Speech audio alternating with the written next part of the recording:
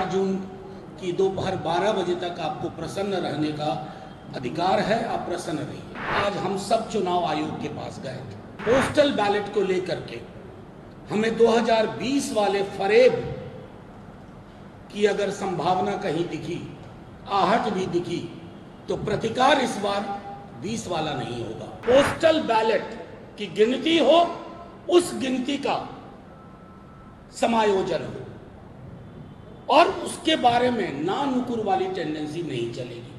साथियों, बीते 1 तारीख से हमने खर्च का तमाशा देखा, जिसे लोग एग्जिट पोल के नाम से जानते हैं। एग्जिट पोल आप सब मुझसे ज्यादा बिहार को जानते हैं। बिहार में ये एग्जिट पोल सक्सेस से ज्यादा फेलियर हुआ है। मैं नाम नहीं लूंगा एग्जिट पोल करने वालों का, इसलिए कि बड़ा पैसा लगता है, पीएमओ तक दिलचस्पी लेता है। दिलचस्पी ही क्यों लेता है, पैसे से भी मदद करता है। और जाहिर है खर्च का ये उत्सव अगर किसी ने तय किया है तो उसको मुबारक, क्योंकि इससे बाजार भी जुड़ा हुआ है। कुछ लोगों ने इस नकली एग्जिट पोल के नाम पर करोड़ों अरबों कमा लिए होंगे। उनकी कमाई से हमारा कोई विरोध नहीं है, आप प्रसन्न रहिए। 4 जून की दोपहर 12 बजे तक आपको प्रसन्न रहने का अधिकार है, आप प्रसन्न रहिए। आज हम सब, कल दिल्ली में, आज हम सब चुनाव आयोग के पास गए थे। हमने चुनाव आयोग से यह दरखास्त की है और वह दरखास्त साक्ष्य के आधार पर की है कि पोस्टल बैलेट को लेकर के हमें 2020 वाले फरेब की अगर संभावना कहीं दिखी, आहट भी दिखी, तो प्रतिकार इस बार 20 वाला नहीं होगा। प्रतिकार उसी अंदाज में होगा और ऐसा होगा जिसके पीछे बिहार की जनता खड़ी होगी हमारे साथ, क्योंकि पोस्टल बैलेट बड़ी संख्या में आया है और आप सब जानते हैं पोस्टल बैलेट किनका होता है। वो उनका होता है जो बदलाव महसूस कर पाते हैं या बदलाव चाहते हैं।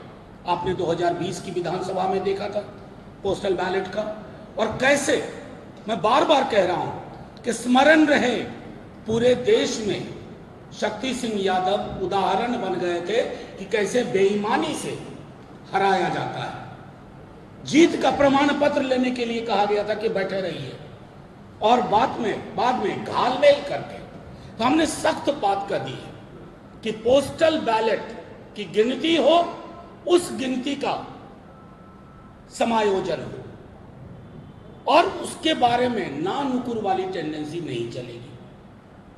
हर चरण की मतगणना के बाद जब तक वो सारे कैंडिडेट को सेटिस्फाई ना कर पाए, अब मैं दोबारा दोहरा रहा हूं, हर चरण की, मान लीजिए किसी क्षेत्र में 22 राउंड होना है, 1 राउंड मतगणना हुई, सारे कैंडिडेट के आंकड़े जब तक अपलोड ना हो जाए, सबकी संतुष्टि से ना हो जाए, तब तक दूसरे चरण की मतगणना में प्रवेश नहीं करना है।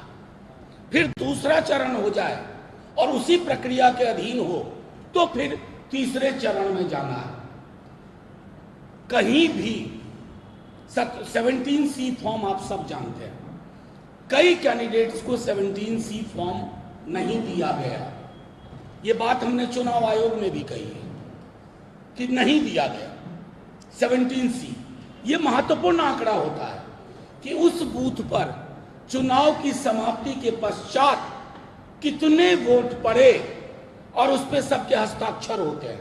उससे ज्यादा प्रामाणिक कुछ भी नहीं होता है। अगर वो प्रामाणिक दस्तावेज उपलब्ध नहीं कराया गया है हजारों बूथों पर, तो जब मतगणना शुरू हो, स्ट्रांग रूम से कंट्रोल यूनिट और बैलेट यूनिट को बाहर लाया जाए, या तो आप उसकी तस्वीर खींचने की इजाजत दीजिए या उस वक्त आप वो फॉर्म प्रपत्र मुहैया कराइए कि बूथ नंबर 1 पर 883 वोट गिरे, शाम 6:30 सबके हस्ताक्षर हो, वो कॉपी आप फोटोकॉपी उसकी उपलब्ध कराइए। उसकी क्यों आवश्यकता होगी? उसकी आवश्यकता इसलिए होगी कि जब डिस्प्ले होगा रिजल्ट का, तो अगर आप देखें कि बूथ पर 883 वोट गिरे लेकिन ईवीएम में 918 वोट आ रहा है, तो यह त्रुटि है, यह विसंगति है। इस विसंगति को दूर करने के लिए फौरी तौर पर कार्रवाई की जाए। सील में कहीं भी अगर कंट्रोल यूनिट, बैलेट यूनिट की सील में कहीं कोई दिक्कत है तो आप उम्मीदवार की बातों को ध्यान में रखते हुए तुरंत पहलकदमी लीजिए।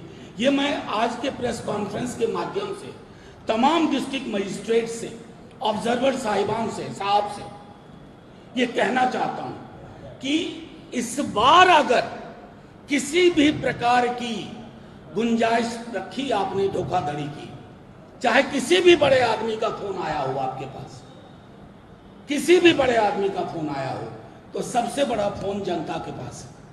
वो सारे फोन पलट देती है, तोड़ देती है।